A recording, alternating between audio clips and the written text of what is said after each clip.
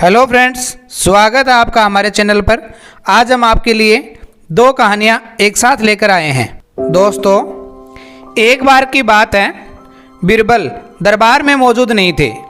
इसी बात का फायदा उठाकर कुछ मंत्रीगण बीरबल के खिलाफ बादशाह अकबर के कान भरने लगे। उनमें से एक कहने लगा, महाराज, आप केवल बीरबल को ही हर जिम्मेदारी देते हो और हर काम में उन्हीं की सलाह ली जाती है।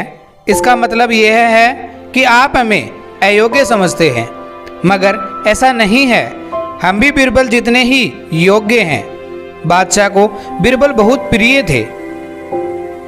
वह उनके खिलाफ कुछ नहीं सुनना चाहते थे, लेकिन उन्होंने मंत्रीगणों को निराश न करने के लिए एक समाधान निकाला। बादशाह ने उनसे कहा, मैं तुम सभी से एक प्रश्न का जवाब चाहता हूं, मगर ध्यान रहे कि अगर तुम लोग इसका जवाब न दे पाए तो तुम सबको फांसी की सजा सुनाई जाएगी। दरबारियों ने झिझक कर बादशाह अकबर से कहा, ठीक है महाराज, हमें आपकी ये शर्त मंजूर है, लेकिन पहले आप प्रश्न तो पूछिए। बादशाह ने कहा, दुनिया की सबसे बड़ी चीज क्या है? यह सवाल सुनकर सभी मंत्रीगण एक दूसरे का मुंह ताकने लगे। बादशाह ने उनकी स्थिति देखकर कहा, याद रहे कि इस प्रश्न का उत्तर सटीक होना चाहिए। मुझे कोई भी अटपटा सा जवाब नहीं चाहिए।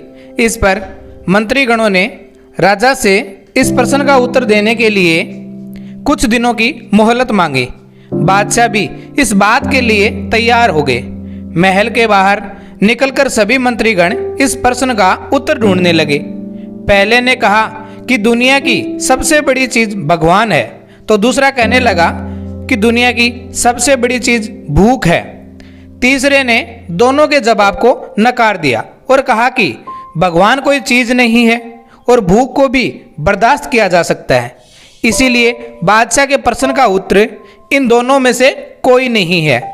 धीरे धीरे समय बीतता गया और मोहलत में लिए गए सभी दिन भी गुजर गए।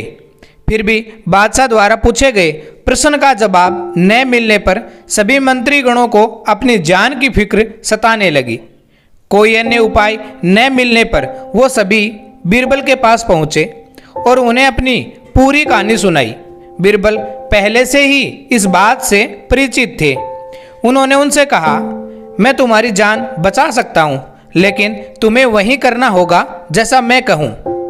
सभी बीरबल की बात पर राजी हो गए।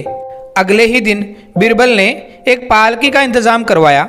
उन्होंने दो मंत्रीगणों को पालकी उठाने का काम दिया, तीसरे से अपना हुक्का पकड़वाया और चौथे से अपने जूते उठवाए। वह स्वयं पालकी में बैठ गए। फिर उन सभी को अकबर के महल की ओर चलने का इशारा किया। जब सभी बीरबल को लेकर दरबार में पहुंचे तो बादशाह इस मंजर को देखकर हैरान थे।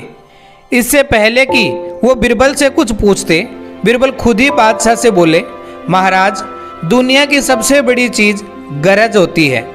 अपनी गरज के कारण ही ये सभी मेरी पालकी को उठाकर यहाँ तक लेकर आए हैं।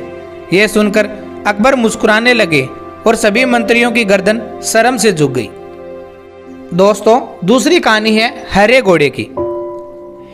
एक बार शाम के समय राजा अकबर अपने प्रिय बीरबल के साथ अपने शाही बगीचे की सैर के लिए निकले। वह बगीचा बहुत ही शानदार था। चारों ओर हरियाली ही हरियाली थी और फूलों की भीनी भीनी खुशबू वातावरण को और भी खूबसूरत बना रही थी। ऐसे में राजा को जाने क्या सूझा कि उन्होंने बीरबल से कहा, बीरबल, हमारा मन है कि इस हरे भरे बगीचे में हम हरे घोड़े पर बैठकर घूमें। इसलिए मैं तुम्हें आदेश देता हूं कि तुम 7 दिनों के अंदर हमारे लिए एक हरे घोड़े का इंतजाम करो। वहीं अगर तुम इस आदेश को पूरा करने में असफल रहते हो तो तुम कभी भी मुझे अपनी शकल मत दिखाना।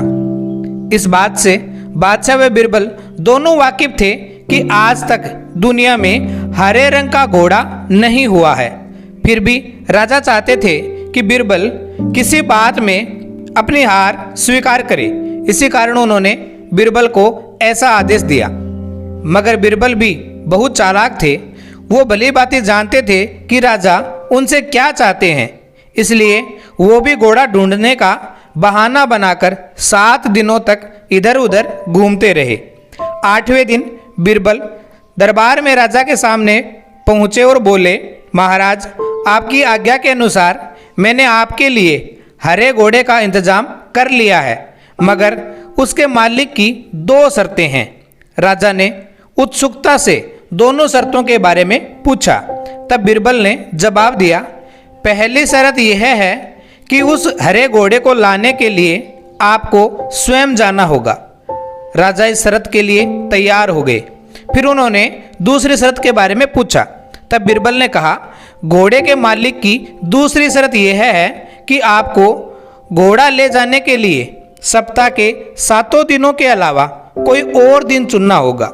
यह सुन राजा हैरानी से बीरबल की ओर देखने लगे। तब बीरबल ने बड़ी सहजता से जवाब दिया, महाराज, घोड़े का मालिक कहता है कि हरे रंग के खास घोड़े को लाने के लिए उसकी यह खास शर्तें तो माननी ही होंगी। राजा अकबर बीरबल की इस चतुराई भरी बात सुनकर खुश हो गए और मान गए कि बीरबल से उसकी हार मनवाना वाकई में बहुत मुश्किल काम है। दोस्तों, अगर आपको कहानी पसंद आई हो तो वीडियो को लाइक करें। कमेंट सेक्शन में हमें ज़रूर बताएं कि आपको कहानी कैसी लगी। अगर आप चैनल पर नए हैं तो चैनल को सब्सक्राइब जरूर करें। मिलते हैं एक नई कहानी के साथ, तब तक के लिए टेक केयर। जय हिंद, जय भारत।